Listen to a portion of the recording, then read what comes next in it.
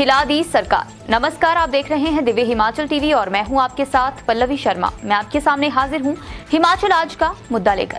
हिमाचल कांग्रेस अब फॉर्म में लौटती हुई नजर आ रही है। संगठन में कई ताजपोशियां होते ही जोरदार प्रदर्शन कर पार्टी ने अपनी ताकत दिखा दी।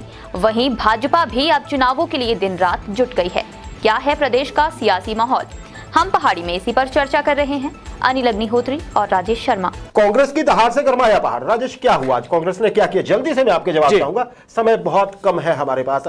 क्या वजह है आज कांग्रेस ने अपना जलवा दिखाया? बिल्कुल, देखिए हिमाचल प्रदेश में जिस तरह का माहौल वर्तमान दौर में चला हुआ उसको लेकर कांग्रेस ने हिमाचल प्रदेश सरकार के खिलाफ मोर्चा खोल दिया। अग्निहोत्री जी, मसला चाहे पुलिस भर्ती परीक्षा के पेपर लीक का हो, मसला चाहे प्रदेश की सुरक्षा व्यवस्था का हो, मसला चाहे महंगाई को लेकर हो, मसला चाहे प्रदेश की बेरोजगारी को लेकर, कांग्रेस ने आज पूरे प्रदेश भर में हिमाचल प्रदेश सरकार के खिलाफ मोर्चा खोल दिया। कांग्रेस एकजुटता के एकजुट होकर पूरी कांग्रेस ने सरकार पे धावा बोल दिया आज।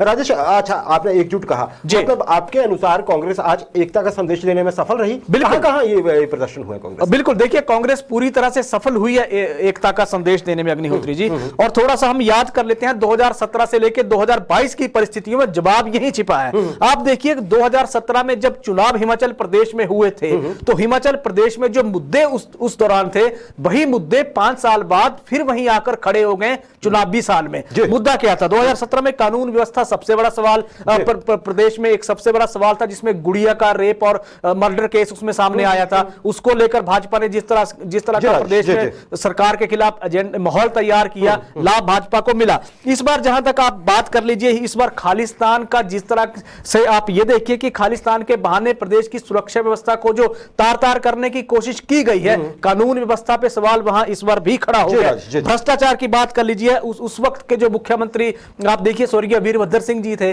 उनके साथ क्या नहीं हुआ था, कितने आरोप गंभीर लगे, दिल्ली के बार-बार उन पे चक्कर उनके लगते रहते थे। भ्रष्टाचार का मुद्दा तब बीजेपी ने उठाया था, भ्रष्टाचार का मुद्दा अब कांग्रेस बीजेपी के खिलाफ उठा रही है, जिसमें पुलिस भर्ती परीक्षा, जेओए भर्ती परीक्षा लिख लिए, कंडक्टर भर्ती परीक्षा, तमाम ऐसी परीक्षाएं उन्होंने लाके खड़ी कर दी। आरोप वही है, निशाने बदल गए। बिल्कुल। राजेश, मैं आपसे एक प्रश्न जानना चाहूंगा। देखिए आज कांग्रेस ने बहुत कुछ किया, लेकिन एक अच्छी चीज राजेश बड़ी अच्छी घटित हुई है जी।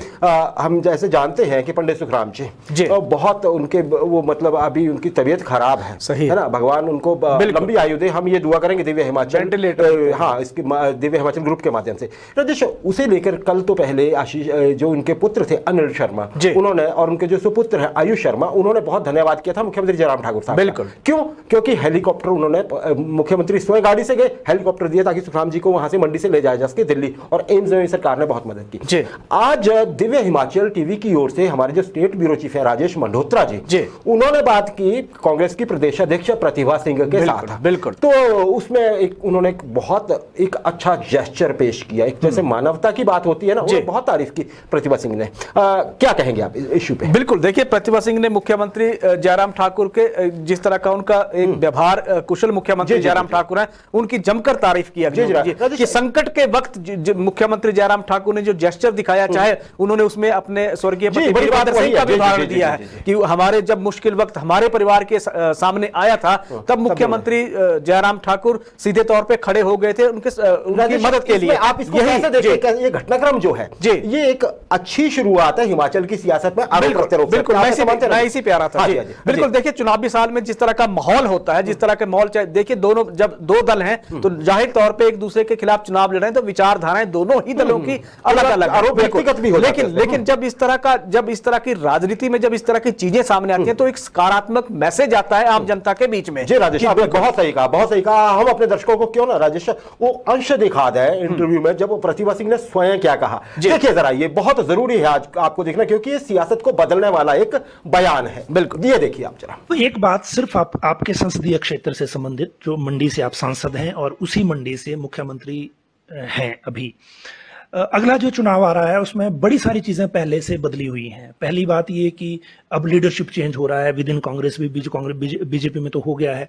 और चुनाव भी 3 पार्टियां लड़ रही हैं, पहले 2 ही लड़ती थी, तीसरे कोई ऐसे मोर्चे बनते थे लेकिन उनका एग्जिस्टेंस उस तरह का नहीं था। लेकिन मंडी संसदीय क्षेत्र जो है आपका, वहां पर उपचुनाव में आपको बढ़त मिली, बहुत सारे जो विधानसभा क्षेत्र हैं उनमें बढ़त मिली।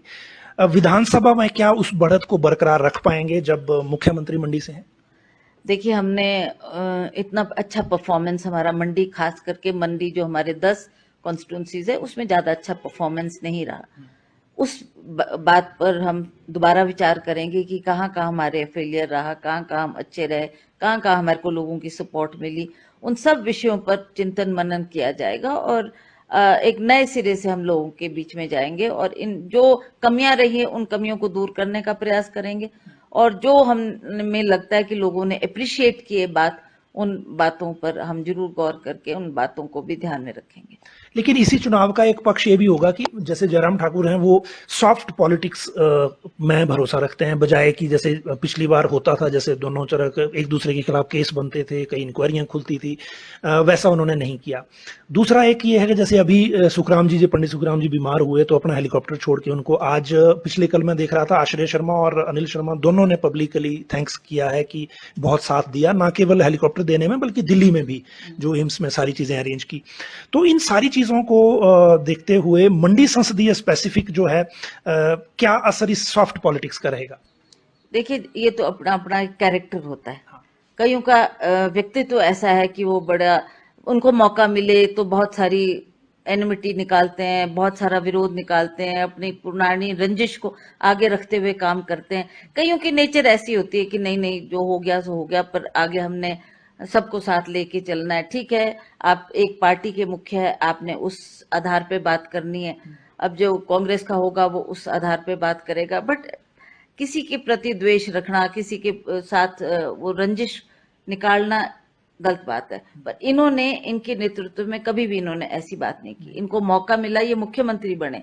हमने भी देखा कि जब हमारे को भी ऐसी जरूरत पड़ी थी, जब माननीय मुख्यमंत्री राजा वीरभद्र सिंह जी बीमार हुए थे, तो हमने भी इनसे रिक्वेस्ट की। इन्होंने समय पर हमारे को हेलीकॉप्टर भी दिया और उनको लाने के लिए भी हमारे को मदद की। हॉस्पिटल में भी बात, वो आए, हॉस्पिटल के डॉक्टर से उन्होंने बात की और जो संभव मदद हो सकती थी वो इन्होंने हमारी की है। जी राजेश, तो देखा आपने, बहुत दुर्लभ होते हैं ऐसे मौके, ऐसे बयान सियासत में, जब वो दो है ना ऐसी इस तरह से तारीफ होती है। अच्छा राजेश, अगले प्रश्न की ओर बढ़ता हूं, अंतिम प्रश्न है सेगमेंट का। भाजपा की ओर से, हिमाचल भाजपा की ओर से क्या गतिविधियां चली हुई हैं? हम याद रखें चुनावी वर्ष में हम लोग। बिल्कुल, जल्दी देखिए, बीजेपी तो अपने मिशन रिपीट के लिए एक तरह से डटी हुई है। ग्राउंड लेवल की जहां तक बात है, लगातार पार्टी एक तरह से रणनीति तैयार कर रही है, एग्जीक्यूशन की बात हो रही है। आप देखिए, भाजपा का सदस्यता अभियान जोरों पर एक तरह से चल रहा है। नेम प्लेट कार्यकर्ताओं के घरों के बाहर, ओहदेदारों के घरों के बाहर लगाई जा रही है। केंद्र और प्रदेश सरकार की नीतियों का प्रचार और प्रसार किया जा रहा है। इसके अलावा जो बड़ी महत्वपूर्ण चीज है बीजेपी के नजरिए से, जिसमें तमाम जितने भी मोर्चे हैं, तमाम प्रकोष्ठ हैं, उनकी बैठकों के बाद अब भाजयुमो अपने एक तरह से राष्ट्रीय चिंतन की तरफ हिमाचल प्रदेश में वो चिंतन शिविर उनका लगने जा रहा है। धर्मशाला में प्रस्तावित है यह चिंतन शिविर, जिसमें देश भर के भाजयुमो के कार्यकर्ता जुटेंगे। अहम बात यह कि हिमाचल प्रदेश में और गुजरात में जो चुनाव आ रहे हैं, उन चुनावों के लिए जो राष्ट्रीय परिप्रेक्ष्य में किस तरह के कौन से कार्यकर्ता यहां आएंगे, कौन से कार्यकर्ता किन नीतियों का प्रचार करेंगे, इसको लेकर भाजपा ने बड़ा अपना महत्वपूर्ण एक चार्ट, एक शेड्यूल तैयार कर लिया है। और दूसरी चीज यह कि कांग्रेस को घेरने की जहां तक बात है, पार्टी लगातार कांग्रेस को लगातार घेरती जा रही है। चाहे पार्टी के नई प्रदेश अध्यक्ष को जहां डम्मी करार दिया जा रहा है कांग्रेस की, वहीं कार्यकारी अध्यक्षों की नियुक्तियों को लेकर भी बीजेपी ने स्टैंड एक तरह से सवाल खड़ा कर दिया है कि हो क्या रहा है कांग्रेस में, भरोसा शायद बचा नहीं है पार्टी को अपने ओहदेदारों पे। क्या बात है, क्या बहुत बड़ी जानकारी राजेश। आपने भारतीय जनता युवा मोर्चा की धर्मशाला के कार्यक्रम का जिक्र किया, यहाँ पे एक चेहरा बहुत देखने वाला होगा, तेजस्वी सूर्य अध्यक्ष बेंगलुरु से। जी जी जी, देखिएगा आप, उनके जो राष्ट्रीय अध्यक्ष है तेजस्वी सूर्य, बहुत वो चर्चित चेहरा है। बिल्कुल, सुनिएगा, सुनने वाले होंगे वो कि वो कहते क्या हैं। हम भी आपसे उनसे जब भी कुछ होगा आपको जानकारी देंगे, उनका इंटरव्यू भी करने की कोशिश करेंगे।